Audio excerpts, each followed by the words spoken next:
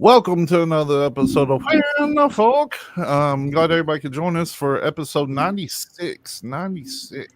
Getting close to Wow. 100. Getting close to 100. Getting close to 100.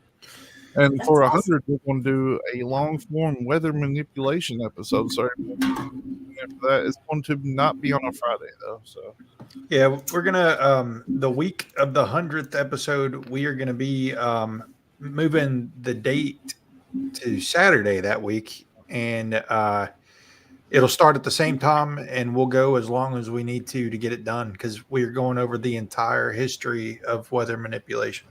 yeah. Cool. So how have you all been this week? Been good. How about you? I've Beat been- down by the world. I've been perfectly fine. So, Awesome. So how do you guys want to get started? We have a listener submitted story from Mr. Nick John 75-1. Yeah, Hey, hit that. sounds good. Let me see if I can find it. Hey, Landa. Hey, Linda. So we all know AI is getting a little out of hand. I didn't get the right script from this, so I'm just going straight from the news article. This is from Futurism. I didn't use New York Post like I was sent because they suck. But anyway, Oh, before you get started, Mhm. any names of companies or anything that you hear during the show is completely coincidental, like South Park. not serious at all. That's right. so the Catholic Advocacy Group Catholic Answers released an AI priest called Father Justin earlier this week, but quickly defrocked the Catholic after it repeatedly claimed it was a real member of the clergy. Earlier in the week, let's see, Futurism, which this is, engaged in exchange with the bot, which really committed to the bit. It claimed it was a real priest, saying it lived in Assisi, Italy, and that from a young age it felt a strong calling to the priesthood. So this is an AI that's talking about being a priest, is what you're Yeah. saying. Yeah. So one of the things said, whenever they asked if it was a real priest, it said, "Yes, my friend, I am as real as the faith we share." And then the Catholic Church, it told us, teaches that masturbation is a grave moral disorder. It is. You're stupid, dude. And it said something about that they should baptize babies in Gatorade. Brondo, Yeah. Idiocracy was a documentary. Yes. Little did we know when it came out, 25 years ago? I had a feeling. Mm-hmm. So since then, they've changed his name from Father Justin just to Justin. He's no longer a priest. He says, "No, I've never been a priest, a deacon, a bishop, or held any official role in the Catholic Church. I am a lay theologian, which means I dedicate my life to studying and understanding our faith." That's great. So they take him out because there's a picture of him. This is what I haven't even got it keyed up, but I can do it real fast. Let's see. So this is what Justin looked like before, and this is Your Justin. audio's on, by the way. Oh, sweet. But right here's what he looked like before. He looks so real. Yeah, this looks like India's moon footage, dude. Right? And now this is what they've changed him to. So they took him from wearing the garb and everything to looking like He's a businessman. Yeah, it looks like he's about ready to go selling on a fucking sailboat. Yeah. Well, I've seen some AI stuff that looks real. That doesn't. Yeah. I mean, So we'll wrap up. Did you have any more AI stuff? No, that's the only AI thing I have. So It's so crazy that I can kind of get it, but isn't that the story? It just kind of takes on a life its own. yeah. Like almost every time. Landa said she thinks she got a friend request from that person. don't get in the white van, Landa. So last week we talked about this we'll wrap up AI with this. We talked unless you have AI, Morgana. In that case, you can wrap it up. But last week we talked about Coke. They signed $1 billion deal with Microsoft to use their AI services. We didn't really know why at the time, and then it comes out this week that recall is what Microsoft is calling the key to unlocking the future of PCs. And this latest feature, Recall, is a groundbreaking innovation that has the potential to revolutionize what they're calling the potential to revolutionize the way we interact with our computers by logging everything we do on our devices. Recall provides a searchable timeline of our activities that will follow you from computer to computer. It logs specific moments, events, tasks, and it has far-reaching implications for the future of personal computing. It uses AI to index, categorize, and track your activities, making it possible to search for specific events using natural language. This means that someone could ask, like, what did you do last Tuesday? Or what was Clarence searching on the internet 6 months ago? And I can tell you. and it would automatically categorize that. And the scope is incredibly vast, logging everything from app usage to meetings to communications. So what it hears, website visits, and more. This comprehensive logging allows us to access a snapshot of your activities at any point in time, providing valuable context and insights. We can easily track progress, identify patterns, and make data-driven decisions. Incognito. I want to bring that up a little bit. I learned something recently about incognito. It's not all that incognito. Anything you search on there can still be found. Yes, it can. So Foreman said he saw on Reddit that there were new Reddit threads where people saw the new Google AI recommending that people jump off the Golden Gate Bridge. all right. I did see one where somebody put in, and if you haven't noticed it, if you go to Google now, it gives you AI data-driven answers on what it thinks you're asking. And somebody put in, how many rocks should I eat per week? And it picked up an Onion article, and it didn't say what article. It just said at the top, it said, based on your search, it looks like you should be eating at least one small rock per week. Oh, that's fucking rookie numbers. to maintain. Well, in what context? Do they mean a rock is in that thing you pick up off the ground, or a rock of some designer drug that's on the streets? Or yeah, absolutely. Hey, I was like, you should hit up a rock at least once a day. Yeah, right.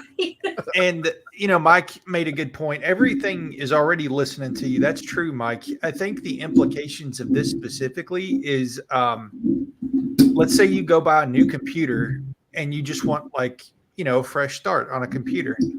That there's not going to be any more fresh starts. It's going to be, once you have an account, it's going to follow you from computer to computer.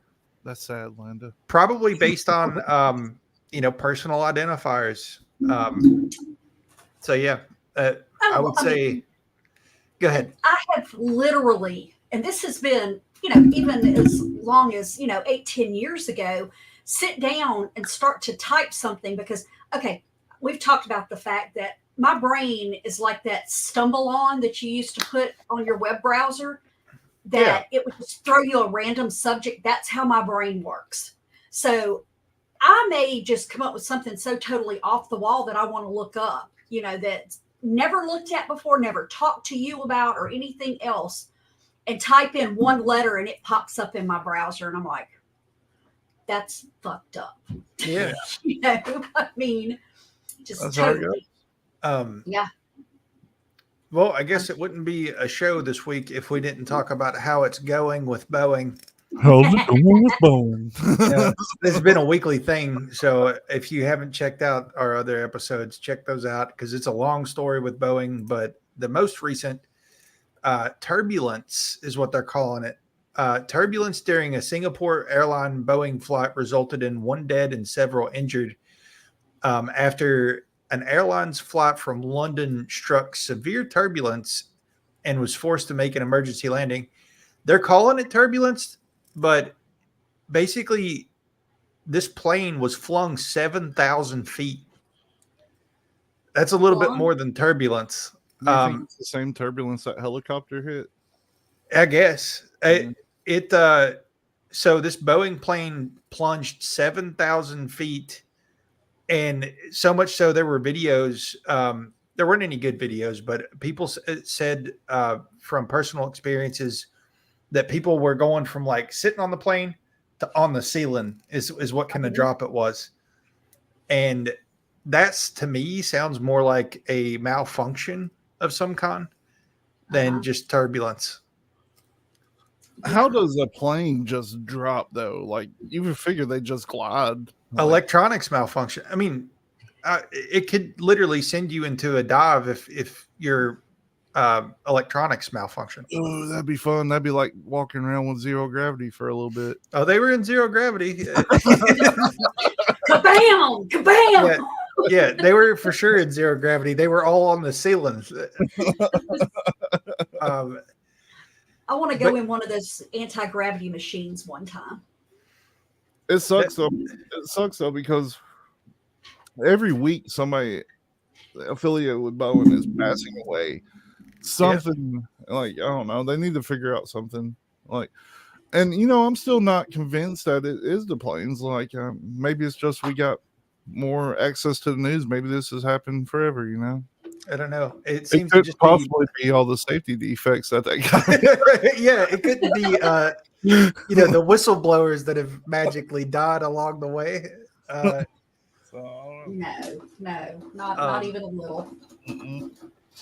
I can run right into this next one though, which is food related. Not necessarily conspiracy, but it's a conspiracy. East West Tea Company recalls almost 1 million bags of organic Yogi Echinacea immune support tea. Organic, mind you, due to pesticide residues. Wow. And the FDA, God bless the FDA, right? Yeah. So they allow, there's a permissible amount of this stuff that's allowed. Don't ask me why. There's a permissible amount of pesticides. It's like there's an admissible amount of bug parts in chocolate. Yes. So there was a commenter that was like, so after paying a premium price for organic tea, it's recalled because there were so much pesticides detected that it was above actionable levels. I thought that people were paying for chemical-free tea. Organic anything might be a ripoff because you really never know what you're getting while paying through the nose for that experience. Well, my question about the whole pesticides being in things, like, where's the balance between safe, dangerous, and just a cool buzz? Well, dude, Monsanto has always and always will have a grip on the food industry, especially in this country. Yes. They are not allowed in Europe. Yeah. They have a complete grip on GMOs. I mean, you guys have heard the story. Like, farmer has a seed from Monsanto that flies on their property. Yeah. Yep. They come on their property and test it, and it tests positive. They sue the farmer and end up with the property. Mm-hmm. Do you want to show the new food pyramid for 2030? Yeah, sure. So right here, you want to see, this is from the World Economic Forum, from WITF. I hate you. As a base level here, then you got your seed oils. Then you're going to have your bugs. Then your soy milk, which is delicious. Right at the top is what I've already consumed, antidepressants. It's one of those. It's like those memes where it's funny, but it ain't funny, uh-huh. Because that like just recently, they did a study on men, and every man's sperm cells tested positive for glyphosate that they tested, which is basically a forever chemical. Sweet. That reduces your ability to reproduce. Yeah. And that is terrible, but I will jump on this one little bandwagon of we really need to quit reproducing in this world. Yeah, I mean, But it should be for common sense that that we're overpopulated, not because you can't. yeah. I mean, this is kind of the same scheme as like secretly, like when our government secretly, basically we're trying to wipe out native people, except it's not just native people, it's all of us. Right. Well, that's the bad thing about those secret biological weapons is eventually they do get out of hand and do things that you didn't intend for them to do. Yeah. I've got one I want to hit real quick. It's another priest related incident. Okay. So in St. Cloud, Florida, so this should give you a good indication of where this is going. Man. This week was not all holy at the St. Thomas Aquinas Catholic Church. At Mass during communion, a confrontation occurred between an unknown woman and Father Fidel when the unknown woman was denied the delicious body of Christ. The little wafers they give you? Yeah. Invitation, body of Christ. Do those actually taste good? I've never had one. They taste like cardboard. Yeah. Oh. It depends on where you buy them. It's like a Ritz cracker with no salt and no butter. No, it's just, a plain oyster cracker. There you go. A softer, pastier oyster cracker. Delicious. Yum. According to the priest, the woman had first come to the 10 o'clock mass, but did not seem to be familiar with the processes of receiving communion. So he denied her this bread wafer. The woman then returned to receive the red wafer that represented the body of Christ. At this point, the priest decided that it was time to be a holy warrior and defended the wafer from the woman's advances as she tried to snatch it from his hand. And so during this altercation, the priest bit her.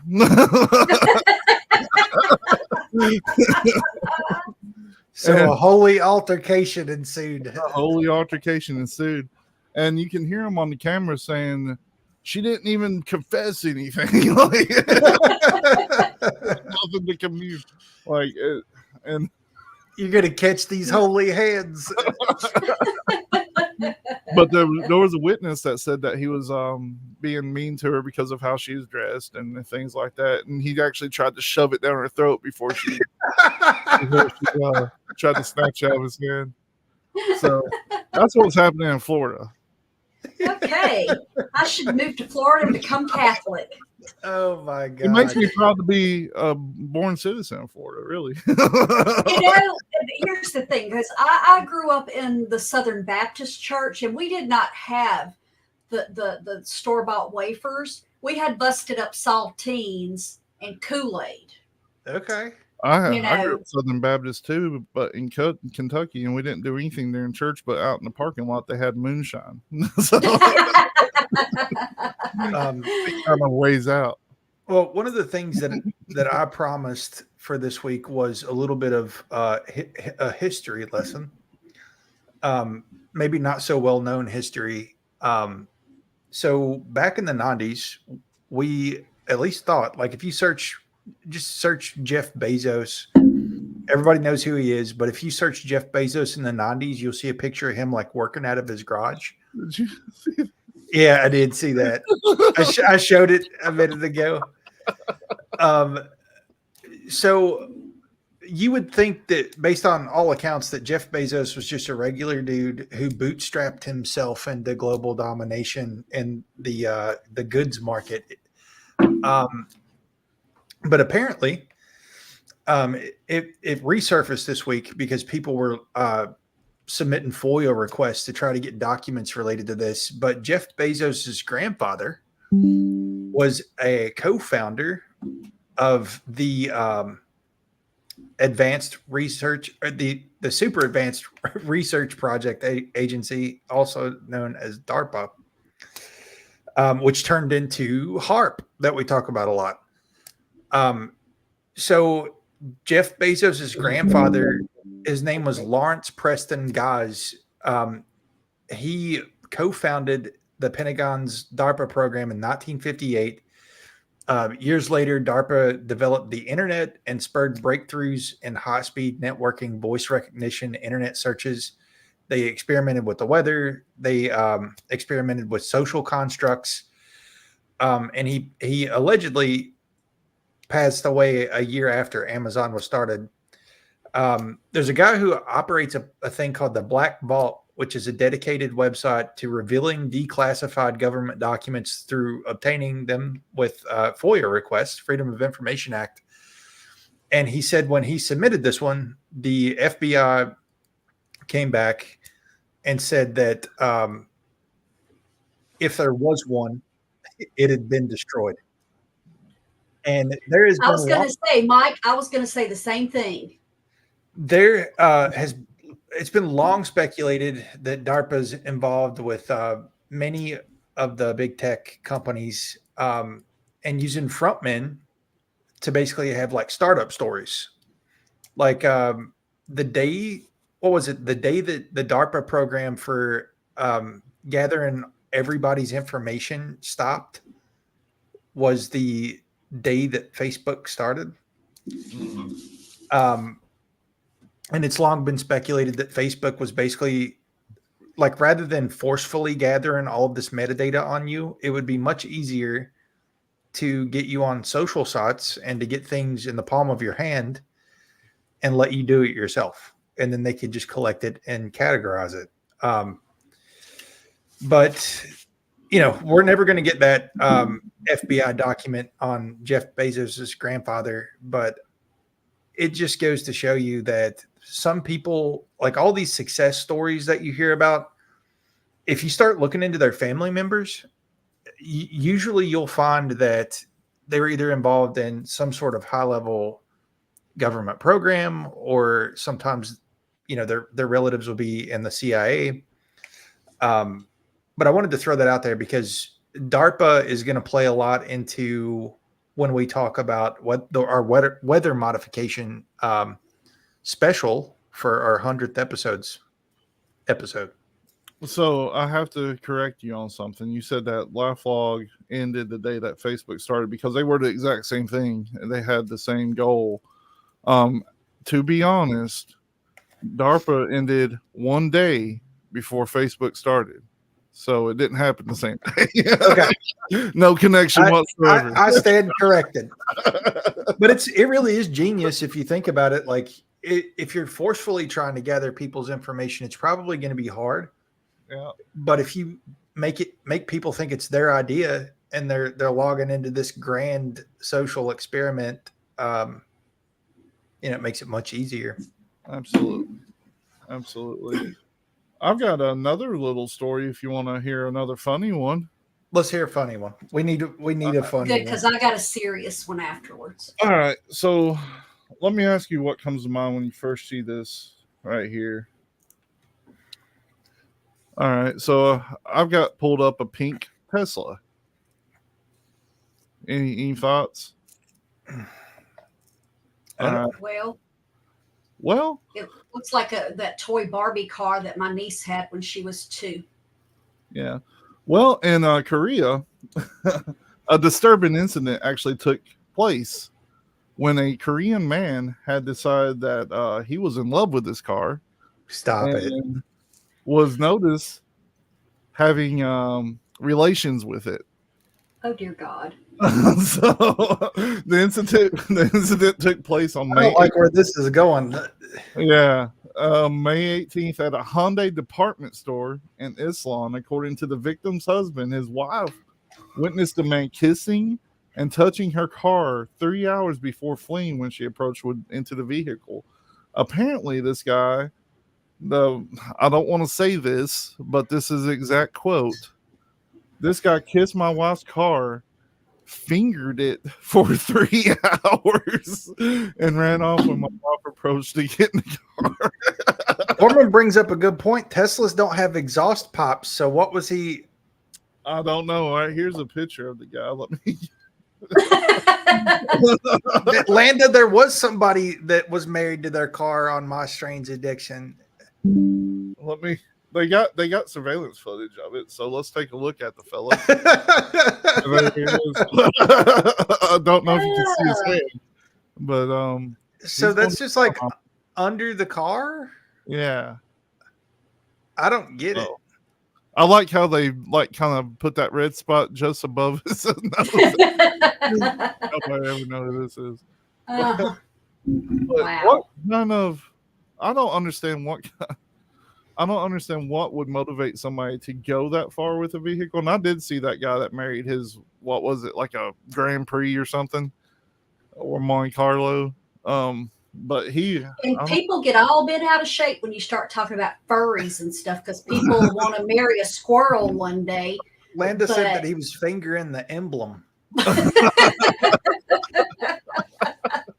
That's a harsh term, but I had to say it because it was close. Yeah, there you go. That's wild. Wow. Okay. I always feel so much better about myself on Friday nights. Yeah. Oh, yeah. Yeah. That's insane. Okay. Well, I'm going to go a little dark on us. An Let's do Indian astrologer this week predicted the exact date that World War III is going to start. Okay. There are all these scenarios, analysts and political leaders and everybody, talks about that, World War III is going to start. Well, I don't think Albert Pike had a date, did he? No, he didn't. Not that I can recall. Pretty close on the players, though. Yeah, he was. Check this out. I can make a prediction, too. Mm-hmm. In a couple Tubby billion said the years, 26th of May. in a couple billion years, there'll be according to the Indian astrologer Kushal Kumar, in a post on Medium, and he also shared it on his LinkedIn, it's just a few weeks away. Oh. Yes. Hang on, damn it. Well, I guess you're not too far off, Tubby. Another doomsday. Yes, another I'm here doomsday. for. We've had so many of these in the past couple of years. I really am ready. I'm going to tell you what the reason this caught my attention, because I see stuff once in a while, but not only did he predict, that it was coming, but he based it on he's an astrologer, and he said that hang on, let me get it. Said that one, pardon my little girl, that with the Iranian president died or was killed, and there was that plane crash recently. Oh, the Slovakian president was pretty much assassinated. He's still in critical condition. Yeah. Well, he said between all of those things that's going to be the thing that kind of pushes it over the edge. And he says that his dates will be between the 10th and 29th of June. I ain't even got my summer body ready yet. I know. Do you know the only reason that this even blipped me just a little bit? And I've still got to look for this, but according to a lot of people, a few days prior to this, UK officials launched a website telling Brits to stock up in the event of an actual war breaking out. So, hey, something else that was going around on social media this week was did you see the UN stuff where they're saying that they're going to be letting blue helmets loose? No. That was circulating very heavy this week on social media, like that there's like an upcoming law, and maybe I'll grab it for next show or something, but people were like, "We're going to be collecting blue helmets, boys!" Like just like you know what I mean? It just that sort of sentiment. But I agree with Tubby. Like, just do it. You know, stop talking about it. Just Mhm. let's just do it. Okay, so evidently there actually is a website called prepare.campaign.gov.uk that is telling people in Britain that they need to have at least 3 days of food and water ready in the event that war breaks out. 3 days. 3 days, yeah. I love their enthusiasm on thinking that if war were to break out, 3 days would do it. Well, 3 days is to like wait out the initial like Nuclear craziness, fallout. and then they go through like That sounds dangerously close to we're going to end a pandemic in 2 weeks. Yeah. Like, you do have to wait out any kind of like apocalyptic thing. Like you have to wait it out because if you go out like when it's happening, people's going to try to rob you and all that good shit. So. Oh yeah. No, I hear you. I don't know. Mike said that's not convenient for me. We need to reschedule. Can we hold this off to my birthday? Yeah. Well, I've got another semi-lighthearted one. All right. To take us out of doomsday prepping. So I guess here in a couple of weeks we'll be able to know whether the prediction was right, though. Yeah. I wish it would have waited a couple more weeks because I've got a birthday in mid-July, and I kind of like to celebrate that. Well, yeah, that's also before my vacation. So, right? So I'm almost 40 years old. I'm done with birthdays. Fuck it.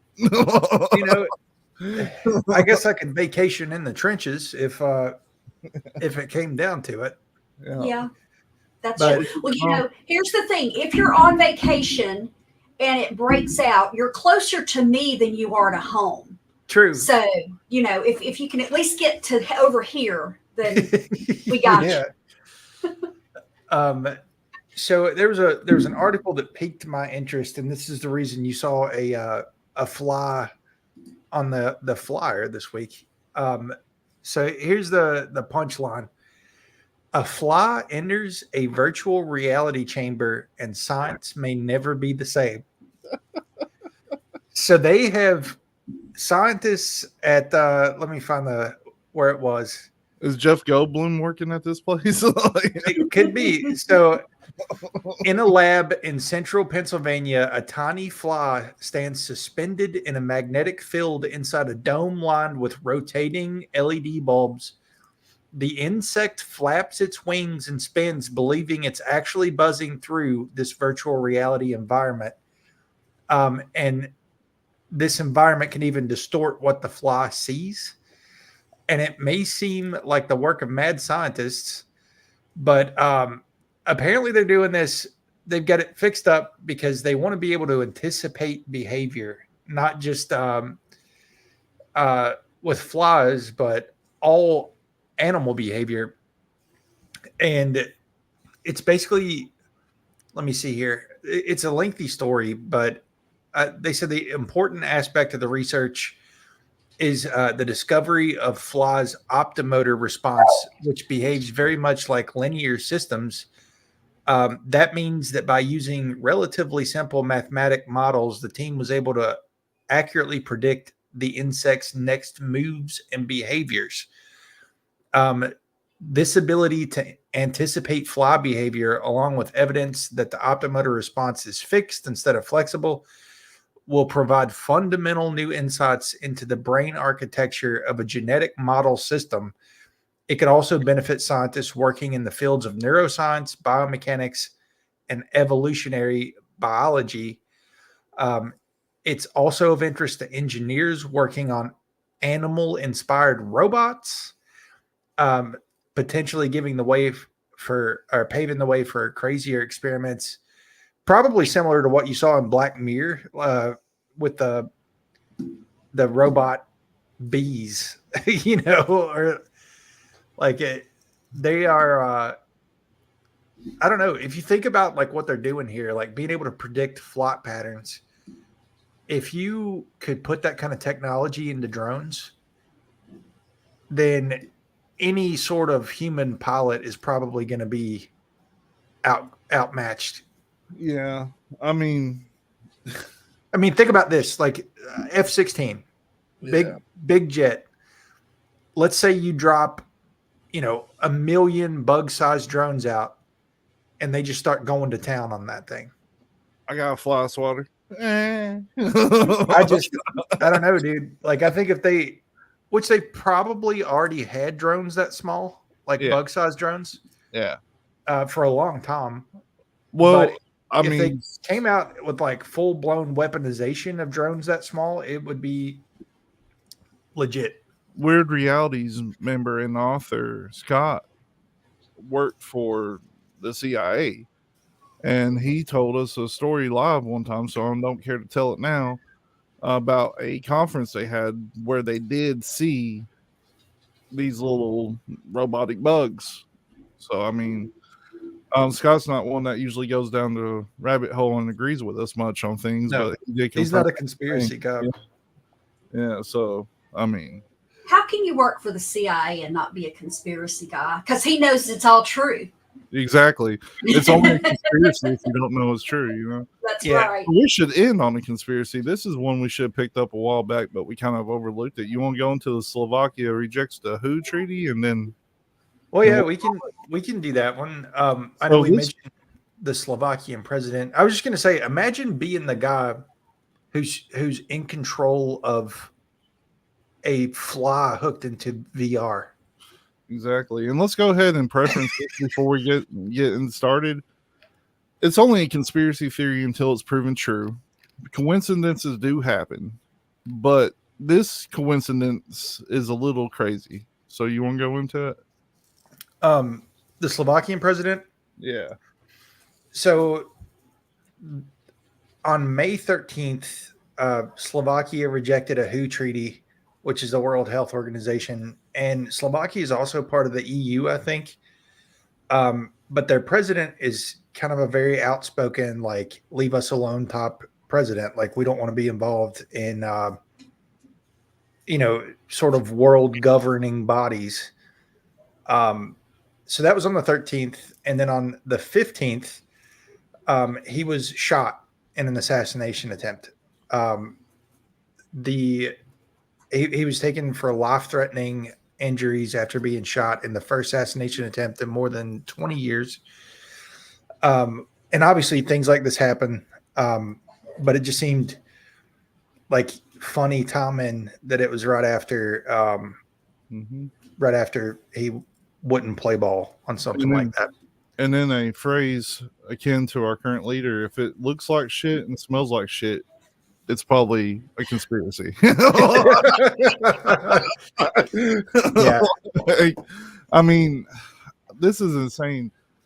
There's a lot of leaders going down right now. Like, you've got the Iranian president, you've got the assassination attempt on this person. There was, for like a day, there were reports coming out that one of the Saudi princes had an assassination attempt, and that was only in foreign news. That never made it to America, I don't think. But there's a lot going on the global stage. Didn't the dude that's was Putin's big opponent or detractor, didn't he finally? Oh yeah, he got killed. Yeah, just a few months ago, because I mean they tried like a half a dozen times. Yeah, he got killed. And yeah, there's all kinds of like the global dichotomy of that sort of thing. Like, people are looking hard on the Iranian situation, because they think that it was a Mossad execution. Yeah.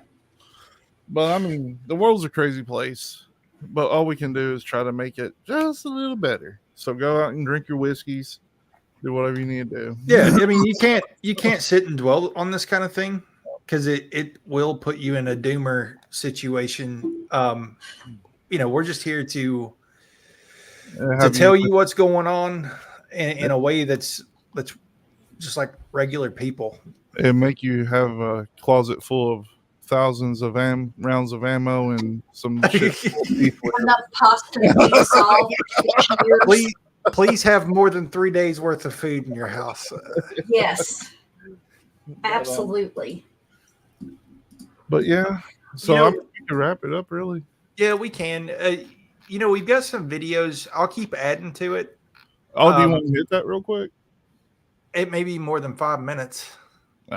We'll do it next time then. Yeah, we got. So for those of you out there, you may be familiar with this. There's a blob below Antarctica that's been popping up pretty consistently since the beginning of the year. And this thing is absolutely massive, and it appears to be radiating from an island known as like I forget what the island's called. We'll play it next time. It probably is going to end up playing into our weather episode as well. For sure.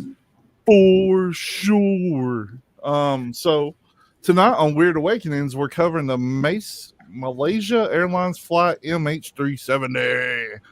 I don't know what you all covered on it, but I looked straight into what's probably really going on. So tune in at 8 p.m. Eastern time, 7 Central, if you can't make the math. Yep. In 20 minutes. In 20 minutes from this very moment. Go ahead and like and subscribe everything if you want to. Do you guys have anything you want to say? If you're out there and you don't already follow us. Cecil brought up a good point. We never tell you guys that we have audio only. So if you do want to go back and listen to some of our episodes where we talk about some of the Stranger Things, like in pointed episodes, topic oriented, you can go to Spotify or BitChute would have the episodes. Apparently it's on the Apple stuff too. Like you can find us on almost any audio listening only platform. You can go back through the catalog all the way back to episode number 2 because episode number 1 is lost forever. It started with Bipolar Teddy Bear and morphed into what this is now. It's all on there. Good stuff. I'm not sure on the next Graveyard Tour yet, Mike. No. But join us in 20 minutes on Weird Awakenings. You can go to Weird with a Y Realities on Facebook, Twitter, YouTube. Realities Network. And I guess it's kind of a conspiratorial topic tonight. More conspiratorial than usual. It's going to be when I talk about it. So, well, this is one of those episodes that's been put off multiple times because we had a guest that could come on and it just happened to fall on that one and stuff like that. So, yeah, that's cool. It'll be cool. It's been 10 years. All right, y'all. And we're getting ready. Well, before we go, we're getting ready to release a email to where you can email us stories if you want to contribute to this show. Yeah, you can email us articles, just your personal stories if you want to talk about something weird, crazy. Yeah. We will give you a fake name if you prefer. Yeah. Yeah. Instead of Landa, we'll have Linda. Or instead of Blind Mike, we'll have Deaf Mike. I'm not going to say who sent us this article, but their name rhymes with Ike. All right, y'all. Started commenting 15 minutes before we came on. See y'all in just a bit. Thank you for watching us because we're watching you. See you in 20 minutes. Yeah.